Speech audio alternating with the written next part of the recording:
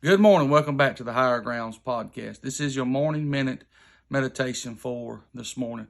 Let's get our Bibles and go back to 1 Peter chapter number 4. And we've been going through some of these verses together. And if my memory serves me correct, this is the sixth thought we've given out of this text. And we have 10 in total. And so Peter is dealing with the believer learning how to live in light of the last days. In verse 1 and 2, we looked at the believers to live very victoriously. We went to verse 3 and 4, the believers to live very spiritually. Verse 5 and 6, we're to live consciously. Verse number 7, we're to live seriously. And verse number 8, we're to live charitably. This morning, I want to look at verse number 9. And what Peter's dealing with in verse number 9 is living very generously. So let's read verse number 9 together. Use hospitality one to another without grudging. This means that the believer is to take their love beyond their Christian circle. There's one thing that we're lacking in our day it is fervent charity. But it is hospitality as well.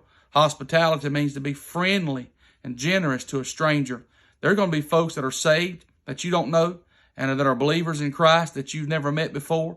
And we are expected to live very generously and very charitably and very hospitably one to another. Fervent charity is expressed through hospitality. In Peter's day, because of the persecution, many of the early believers had to flee their homes. And while they were traveling, they would need a place to eat. They would need a place to rest, a place to stay. And those other believers would be very generously or very hospitably and open up their homes to those believers to let them spend the night and get some rest. During the persecution, if it had not been for believers being hospitable, the early church would not have made it.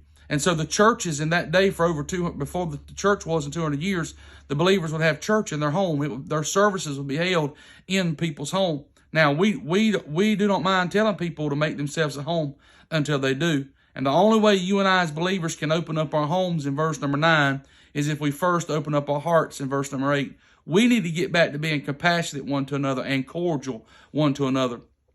One person said, some people make you feel at home and other people make you wish you were at home. But I know the believer's supposed to be hospitable without grudging. We're not to do it and then complain about it. We're not to do it then gripe and grumble about it. But we're to do it out of fervent charity of our hearts, open up our homes one to another and be very hospitable one to another. Faith and fellowship and forgiveness is what strengthens the believer's bond together. So I want you to think on these things this morning.